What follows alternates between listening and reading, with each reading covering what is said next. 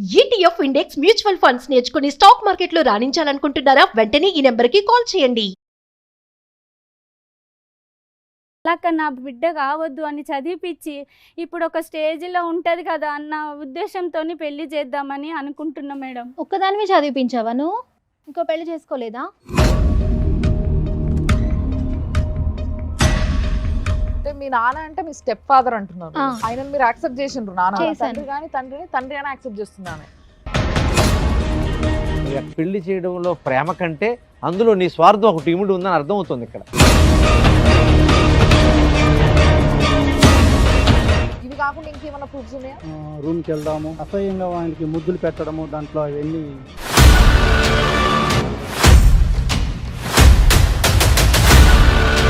నీకు అల్లుడిని చేసుకోవాలనుకుంటున్న వ్యక్తికి నీ ఫోటోలు పంపాల్సిన అవసరం ఏమొచ్చింది నీకు?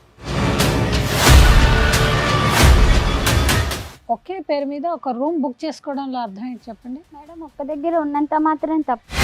ఒక బెడ్రూమ్ లో నువ్వు నీ బిడ్డ ఆయన మధ్యలో వండ పెట్టుకొని పంటరా?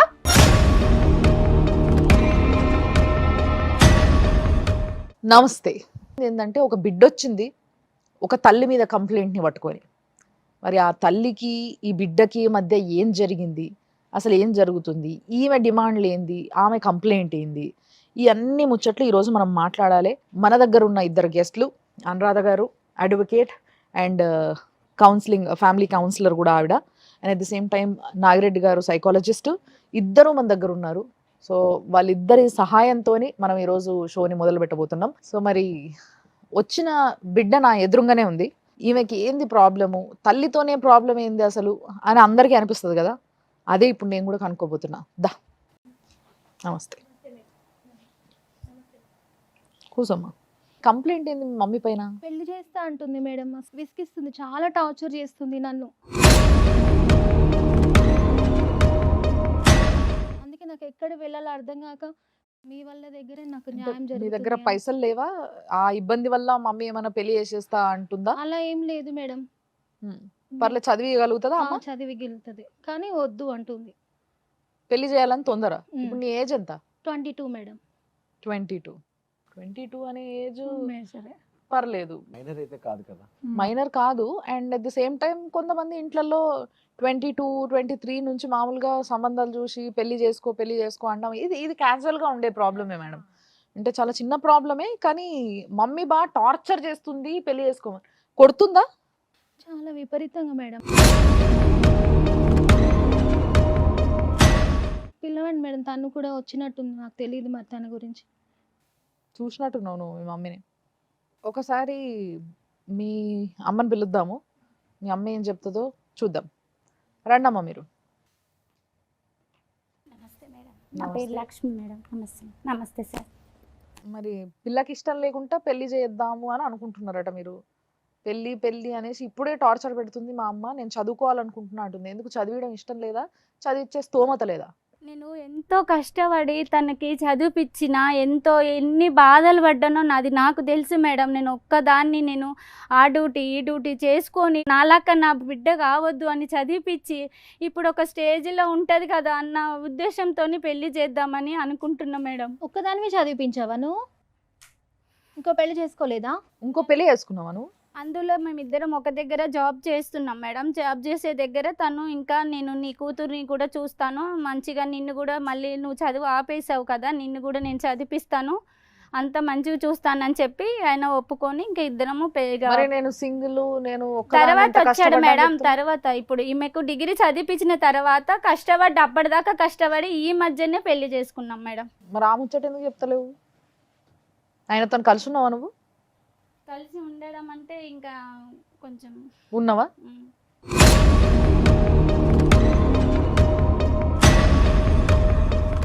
మా నాన్న కూడా వచ్చారు మేడం, పిలుస్తాను, ఆయననే ఓ చెప్తారు. ఉన్నారమ్మా ఆయన. ఉన్నారు, ఇక్కడికి వచ్చారు కూడా. నాన్న అంటే మీ నాన్న అంటే మీ స్టెప్ ఫాదర్ అంటున్నారు. స్టెప్ ఫాదర్ అంటే ఈమె రెండో భర్త అంతే కదా? ఆయనను మీరు యాక్సెప్ట్ చేసిండ్రు నాన్న? చేశాను, చాలా మంచివారు మేడం ఆయన మాత్రం. నేను ఈ మాత్రం అన్న చదువుకున్న బీటెక్ దాకా అంటే తన వల్లనే మేడం. మా డాడీ హెల్ప్ మేడం చేశారు. ఇక్కడ మీరు అబ్జర్వ్ చేస్తే తన తల్లిని కాదనుకొని తండ్రిని తండ్రి అని యాక్సెప్ట్ చేస్తుంది ఆమె. అంటే ఇక్కడనే ఏదో కొంచెం తేడా కొడుతుంది. అదేందని ఇంకా వాళ్ళ ఫాదర్తో కూడా మాట్లాడితే రండి. నమస్తే, మీ పేరు? లక్ష్మీనారాయణ మేడం. నారాయణ గారు. సో నారాయణ గారు, మీరు రెండో పెళ్లి చేసుకున్నారు ఈవెంట్ అవును మేడం. కదా? ఈవెంట్ బాగా చూసుకుంటారు, అవును మేడం. తన నానా అని పిలుస్తుంది మంచిగా. అంటే ఏంది అసలు ఇక్కడ ప్రాబ్లం ఏంది నాకు అర్థమవుతలేదు. వీరిద్దరితో సంబంధం లేకుండా మీరు చెప్పండి ఒకసారి. పెళ్లి చేసుకున్న తర్వాత నేను ఇప్పుడు అమ్మాయి ఒక్కతే మేడం, వెనక ఎవరు లేరు. కొద్దిగా వాళ్ళ సపోర్ట్ కావాలంటే తర్వాత మాకు నా మ్యారేజ్ చేసుకున్న తర్వాత అమ్మాయిని చదివిస్తున్నాం. నేను కూడా కొంత డబ్బులు పెడుతున్నాను అమ్మాయికి. ఈమె అక్కడ ఆఫీస్లో జాబ్ చేస్తుంటే ఏదో కొంచెం పుకార్లు వస్తున్నాయి. దాని గురించి మేము తెలుసుకుంటే ఆ ఎండి గారు అబ్బాయితో ఏదో కొంచెం సంబంధం ఉందని. ఎవరికి? ఈమెకి.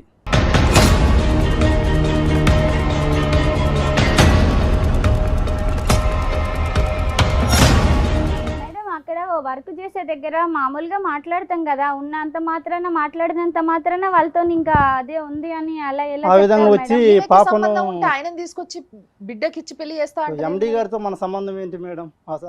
వాళ్ళకి ఎక్కడ మనకి ఎక్కడ? మధ్యలో చదువు ఆపేసి ఇప్పుడు ఆ అబ్బాయిని పెళ్లి చేసుకో అంటే ఆమె స్వార్థం కోసం చేస్తుంది మేడం, కావాలని ఆ ప్రేమతో కాదు. ఇప్పుడు చదువుకుంటానంటే మనకి వెనకేం ఇబ్బంది ఏముంది మేడం? ఏ ఇబ్బంది, ఇంట్లో ఏ ప్రాబ్లం లేదు, అంత తొందర ఏముంది? నేను 10th లో ఉన్నప్పుడు మా డాడీ తోటి పెళ్ళైంది మేడం అమ్మకి. 10th లో ఉన్నప్పుడు. 10th లో మరి ఉన్నప్పుడు ఆమె డిగ్రీ వరకు డిగ్రీ దాకా చదివించిన దాని చదివించింది. తర్వాతనే పెళ్లి చేసుకున్నా అంటది. అది లేదు మేడం, అప్పుడు ఆమెకు కూడా నేనే పెట్టుబడి ఇంకా డబ్బులు ఆమె పెట్టి చదువుకోపోతే చదివించింది. ఆమె చదువు ఆగిపోతే కూడా తర్వాత చదివించాడు ఇప్పుడు ఈయన. మనకు మా డాడీ. చదివించగల స్తోమత ఉండి చెప్పేది కూడా నిజమేనా? ఆమెని మేడం నేను డిగ్రీ వరకు నేను చదివించాను మేడం, తర్వాత తను వచ్చాడు, నువ్వు తన తర్వాత ఆ పిల్ల 10th చేసుకున్నాడు class లో కదా. ఉన్నప్పుడు ఆయన పెళ్లి చేసుకున్నావా లేదా? 10th క్లాస్ లో ఉన్నప్పుడు చేసుకున్నాను మేడం. మరి ఆయన ఇందాక అబద్ధం నార్మల్ గా ఎందుకు చెప్పినావు? చేశాను కాదు ఇందాక మేడం, నేను కొంచెం clear గా ఆ కొంచెం విషయం అడిగినా చేశాడు. నేను నిన్ను. క్లియర్ గా నేను ఆ విషయం తనని నిన్ను కూడా అడిగినా. చదివించాడు మేడం. నా చదివి ఇక్కడితో ఆగిపోయిందని ఏడిస్తే పాపం బాధపడలేక నన్ను తనని ఇద్దరిని చదివించాడు. కాదు, నేను ఇందాక నిన్ను అడిగినా కదా, అడిగితే ఆయన తర్వాత వచ్చిండు నేను డిగ్రీ చదివించిన తర్వాతనే పెళ్లి చేసుకున్నా నేను అని అన్నావు చిన్నప్పటి నువ్వు. నుంచి అప్పటిదాకా చదివించిన మేడం, ఎంత చేసినాను నేను నా మాట వినకుండా. అమ్మ, నేను తను అడిగిన దానికి కూడా- ఆన్సర్ చెప్పు ముందు. పెళ్లి 10th క్లాస్ లో పిల్ల ఉన్నప్పుడు నువ్వు ఆయనని పెళ్లి చేసుకున్నావు అని ఆమె అంటుంది. ఇప్పుడు నువ్వు అది ఒప్పుకుంటున్నావు. ఇందాక ఎందుకు అబద్ధం చెప్పినావు అంటున్నా.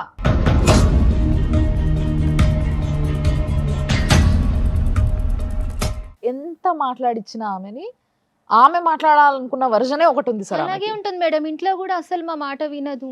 తల్లి మీద ఒక కూతురు కంప్లైంట్ చేసింది, ఆ అమ్మాయిని చదువు ఆపేసి పెళ్లి చేస్తానంటావు. అది నువ్వు ప్రేమతో చేద్దాం అనుకుంటున్నావా, స్వార్థంతో చేద్దాం అనుకుంటున్నా పక్కన నేను పెడదాం. ప్రేమ ఒక్కటి. రెండో విషయం, ఆ అమ్మాయి చెప్తున్నప్పుడు జనరల్గా అమ్మ ఎవరైనా పెళ్లి చేసుకుంటే ఆడపిల్లలు కానీ మగపిల్లలు కానీ వాళ్ళని యాక్సెప్ట్ చేయరు.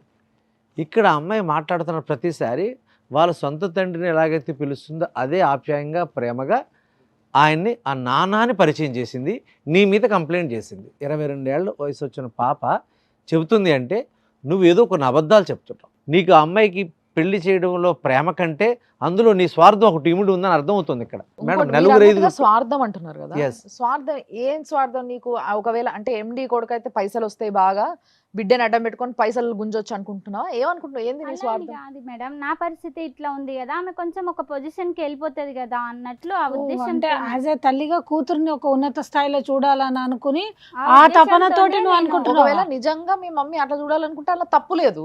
ఆ, నువ్వేమంటావు మరి? నువ్వెందుకు మేడం, ఒప్పుకుంటావు? ఆమె సంగతి తెలియదు మీకు. నేను ఏం చాలా చేశాను? నేను ఏం ఊర్లకి చేశాను చాలా అసలు? ట్రిప్పులకి వెళ్తుంది ఎండి గారి కంపెనీ అబ్బాయి పని తోటి. మీద వెళ్తాం సార్, కంపెనీ అక్కడ పని మీద ప్రాజెక్ట్ టూర్లు వర్క్ కానీ అది 15 ఉంటది రోజులు, కదా, నెల తను రోజులు ద్వారా వెళ్తుంది. వెళ్ళి అన్ని డీల్ చేసుకొని వస్తాం. అది చేసినంత మాత్రాన వాళ్ళతో ఉన్నావు వీళ్ళతో ఉన్నావు అని అంటే కరెక్ట్ కాదు మరి కదా తప్పు మేడం. కదమ్మా. మరి తల్లిని అన్ని తెలుసు మీ- మేడం. మీకోసం ఇది కూడా అన్ని కష్టపడి- తెలుసు. ఆమె నేను ఎట్లాంటి చిన్నప్పటి చేస్తుందో, నుంచి ఎంత ఎట్లాంటి పనులు చూసుకున్నాను చేస్తుందో ఆమెను, అన్ని ఆమెకి మా నాన్న తెలుసు. దగ్గర ఫోన్ లో ఉన్నాయి. వాస్తవం మేడం, అమ్మాయి చెప్పేది వాస్తవం. ఆమె కావాలనే అట్లా చెప్తుంది మేడం.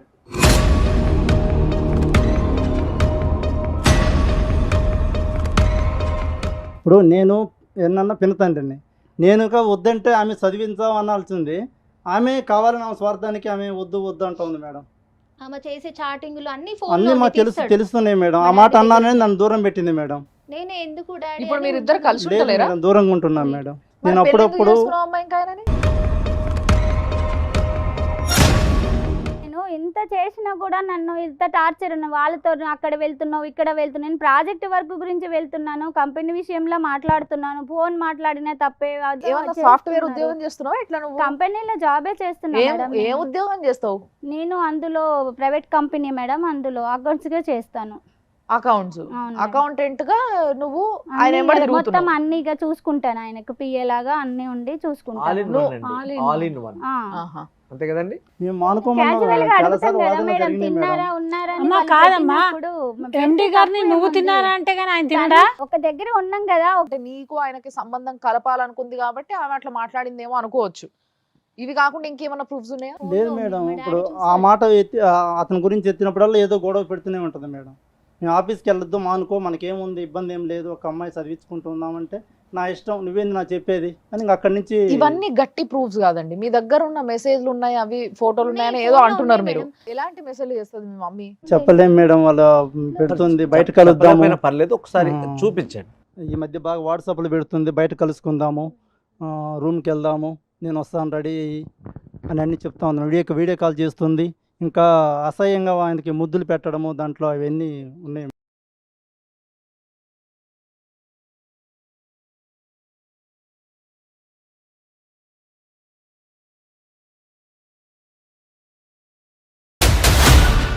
ఏంటమ్మా ఈ పెళ్లికి ఎదిరిగిన కూతురుండి ఏంటి ఈ పిచ్చి వేషాలు? ఆ? రూమ్ కూడా ఉంది మేడం, లాడ్జీ నెంబర్ కూడా ఉంది, అది వేరే బయటకు వెళ్ళారు వాళ్ళు. అన్ని ప్రూఫ్స్ ఉన్నాయి మేడం, దాంట్లోనే ఉన్నాయి. అంటే ఇప్పుడు నీ బిడ్డకి ఎవరినైతే ఇచ్చి పెళ్లి చేద్దాం అనుకుంటున్నావు ఆయనకి నీ ఫోటోలు కూడా పంపించడం అవసరమా అమ్మ? నీ ఫోటోలు అవి కూడా ఇప్పుడేమో పద్ధతిగా అసలు షోకి ఎట్లొచ్చింది చూసారు కదా, పద్ధతిగా చీర కట్టుకొని కొంగి వేసుకొని, మరి అట్లా లేవే ఆ ఫోటోలు?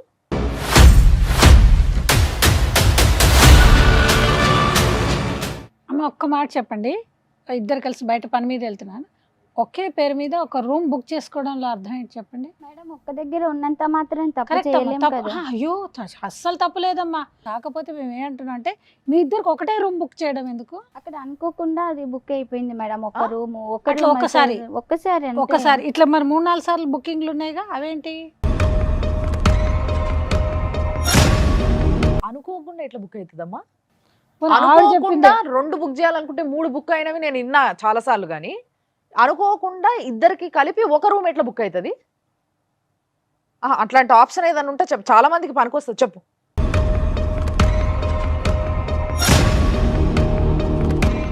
ఆ తర్వాత వేషధారణ కూడా పూర్తి మారిపోయింది ఆ అమ్మాయిది. ఇందులో ఉండే ఫోటోకి నువ్వుకి అసలు కంపారిజన్ లేదు. అసలు ఫస్ట్ ఆఫ్ ఆల్ నీకు అల్లుడిని చేసుకోవాలనుకుంటున్న వ్యక్తికి నీ ఫోటోలు పంపాల్సిన అవసరం ఏమొచ్చింది నీకు?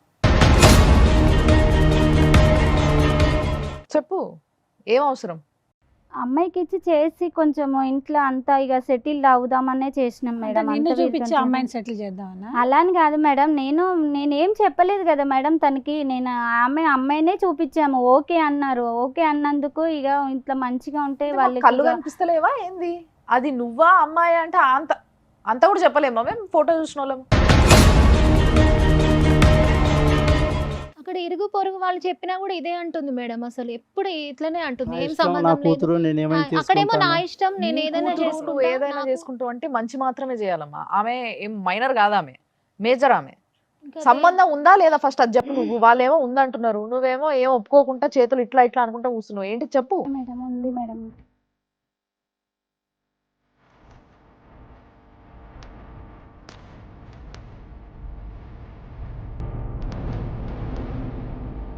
ఇప్పుడు భర్త చనిపోయిన తర్వాత నేను ఆదర్శవంతంగా పెళ్లి చేసుకున్నాడు, నీ బిడ్డకు కావాల్సిన సౌకర్యాలు కల్పిస్తానని చెప్పావు.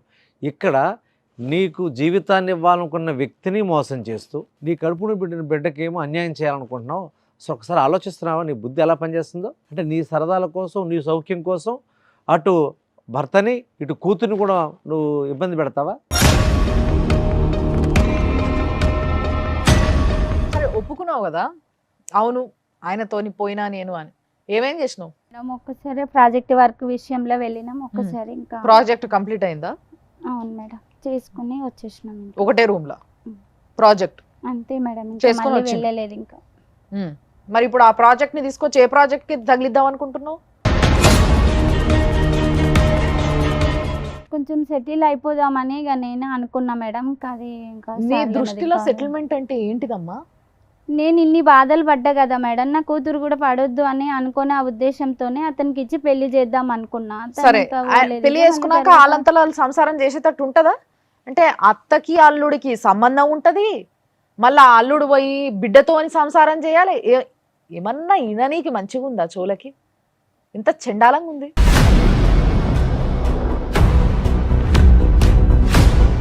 ఇప్పుడు ఆడపిల్ల ఉందంటేనే చాలా జాగ్రత్తగా కాపాడుకుని వస్తారు కదా ఎవరైనా సరే, ఏ ఆడపిల్లని. అలాంటిది ఒక ఆడపిల్ల జీవితాన్ని నీ ఆనందం కోసం మళ్ళీ నువ్వు ఎలా క్లెయిమ్ చేస్తున్నావు?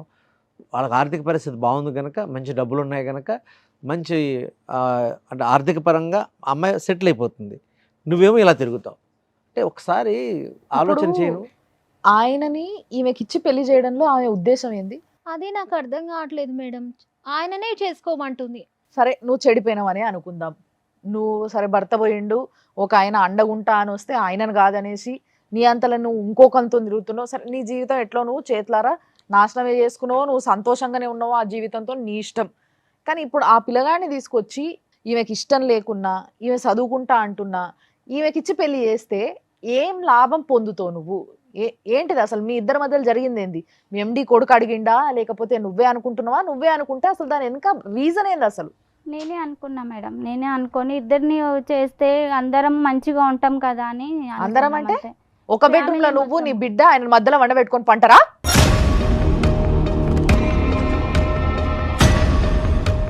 తప్పైంది మేడం, ఇంకేం చేయం మేడం. ఆ?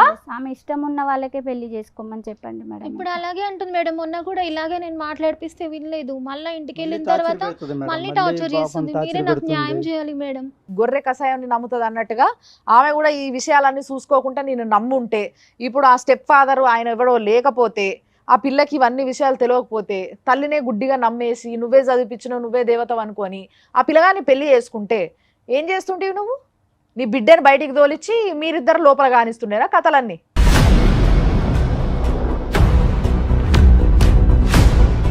అదేనా నీ ఉద్దేశం? అదేం లేదు మరి మేడం. ఏంది నీ ఉద్దేశం ఏం చెప్పు? అసలు నువ్వు ఏం చేద్దాం అనుకుంటున్నావు నీ నోటితో చెప్పమ్మా. ఇంకా నేను ఎప్పటిలాగా నేను ఒకదాన్నే ఉంటా మేడం. ఇంకా ఎప్పుడులాగా ఇంకెవరితోనూ ఇప్పుడు లేవు ఉండను. కదా. ఆమెకి ఇష్టం వచ్చినట్లు ఉండమను. ఆమెను ఎవరు కావాలనుకున్నదో వాళ్ళతోనే నేను ఇక పెళ్లి చేసి పంపిస్తాను. ఆమె ఇష్టం మేడం, కోరుకున్న మరి వాళ్ళు. అలాగే డాడీని ఎందుకు తెలిసిపోయింది. చేసుకున్నావు? ఎక్కడైనా పోనీ మేడం, మా ఇంకా బిడ్డ నా అందరం దగ్గర కలిసి ఉంటుంది సార్, ఉంటాం నేను మేడం. అమ్మాయిని చదివించుకుంటా. మీరు వింటున్నారా? చాలా సేపటి నుంచి మనం ఏ పాయింట్ టచ్ చేస్తే దాంట్లో ఇమీడియట్ గా మార్పు వచ్చేసినట్టు బిహేవ్ చేస్తుంది ఆమె. ఇంకొంతసేపు అయిన తర్వాత బయటికి వెనక ఇంకో మాట మాట్లాడుతుండొచ్చు ఏం నువ్వు. లేదు మేడం, ఇంకా మీరు ఇవాళ చెప్పినట్లు నమ్మలేం వింటాను మేడం. మేడం. ముందు ముందు ఎలా చేస్తుందో నమ్మలేం మేడం. మీరు ఏది చెప్తే అది చేస్తాం మేడం. ఇక్కడ ఒకటి విషయం గమనించాలి, ఆవిడ మానసిక స్థితి కొద్దిగా బాగాలేదు. అర్థమవుతుందా? ఎందుకంటే ఒక మనిషి ఏదైనా ఒకటి తనకి ఏది లేదనుకో, అది పొందేదాకా వెయిట్ చేస్తాడు. అది వచ్చిన తర్వాత ఇంకొద్దిగా ముందుకు వెళ్ళాలని కోరుకుంటాడు. అంటే అంచెలంచెలుగా ముందుకు వెళ్ళాలని కోరుకోవడం అది పీక్ స్థాయికి వెళ్ళిపోయింది ఆవిడ. ముందు బ్రతికితే చాలు అనుకుంది, భర్త లేదు, లేని తర్వాత నేను 10th క్లాస్ దాకా చదివించింది. అప్పుడు ఒక ఆసరా ఒక ఆయన దొరికాడు, ఆయన పెళ్లి చేసుకుంది. ఆయన మనసావాచ కర్మణ తప్పనిసరిగా ఆవిడతో ఉంటూ ఆయన నిన్ను చూసుకోవడానికి రెడీగా ఉన్నాడు. మిమ్మల్ని ఇద్దరిని కలిపి మోసం చేసి ఆవిడ నచ్చినట్టుగా వెళుతోంది.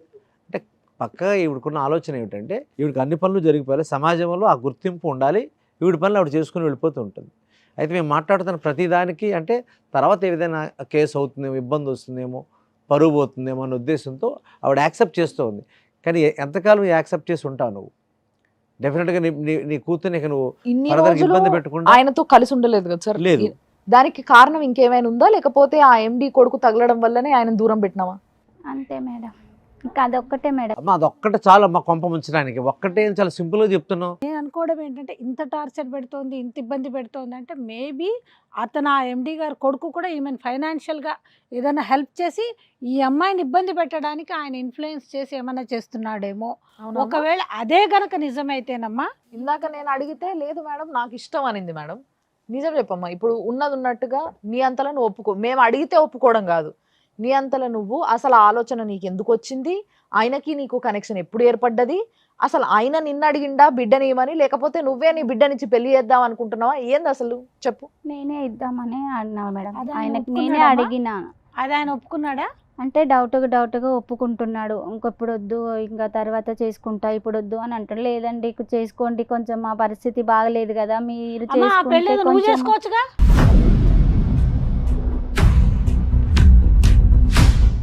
మరి పెళ్లి నిన్ను చేసుకోడటనా? చేసేసుకుంటే అయిపోతుంది కదమ్మా, హాయిగా ముచ్చటగా మూడో పెళ్లి చేసేసుకో. ఈయన ఉన్నాడు అనేసి అడ్డుపడతాడు అనేసి అనుకున్నావా? నువ్వు ఫస్ట్ ఆఫ్ ఆల్ ఆయనను అడిగినావా పెళ్లి చేసుకుంటావా అని? నిన్ను అడిగిన మేడం, ఏమన్నాడు ఆ పిల్లగాడు? టైం తీసుకొని నీకు చెప్తా నిన్ను అన్నాడు. చేసుకోవడానికి అమ్మా. నన్నేం అడగలేదు మేడం. నేను ఇప్పుడు అట్లా మేడం అడిగి నిన్ను చేసుకోవడానికి, ఆ అమ్మాయిని కాదు. నేను అమ్మాయినే ఇస్తానే ఆ ఒప్పించిన ఆయనకి. ఇంకా అది అంటే నీకు ఆయనను పెళ్లి చేసుకునే ఉద్దేశం లేదా?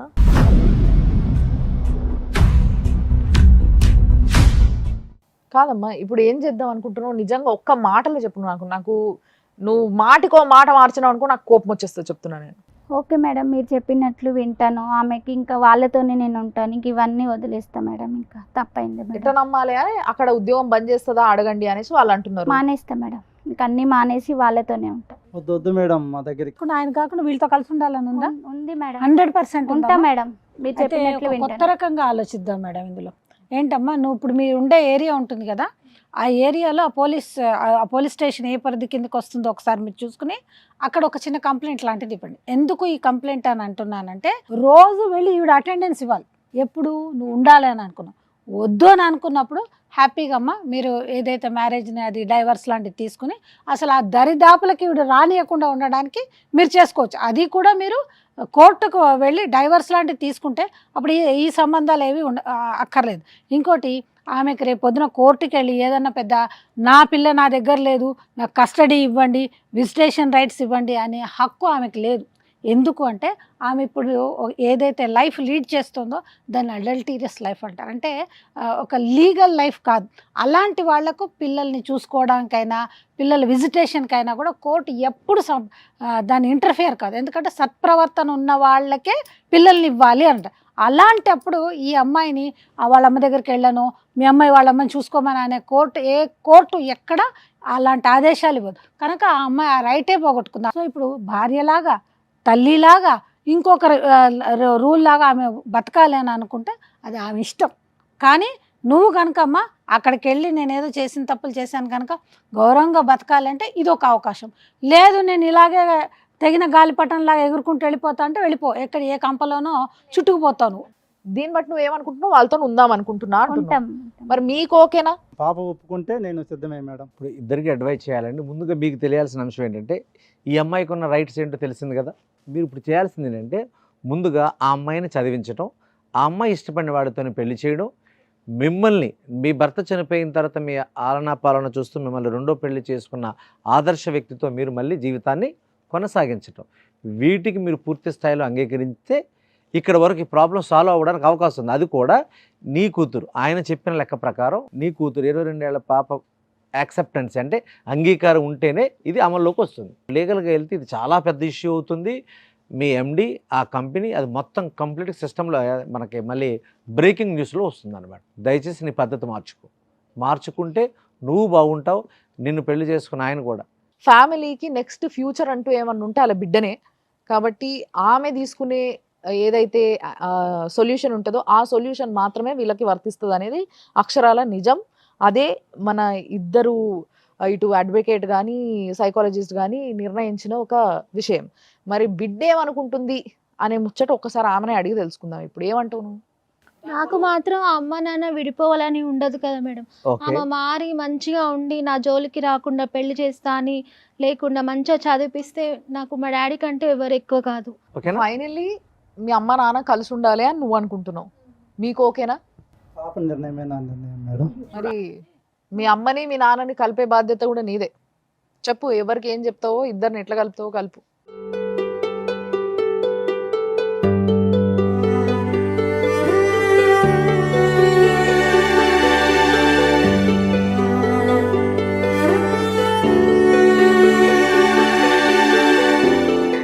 చెప్పినట్టు విన్నాం, చాలా ఉంటానమ్మా, మీతోనే ఉంటా. ఇంకా అవన్నీ ఇంకా వదిలేస్తాను, మీతోనే ఉంటాను.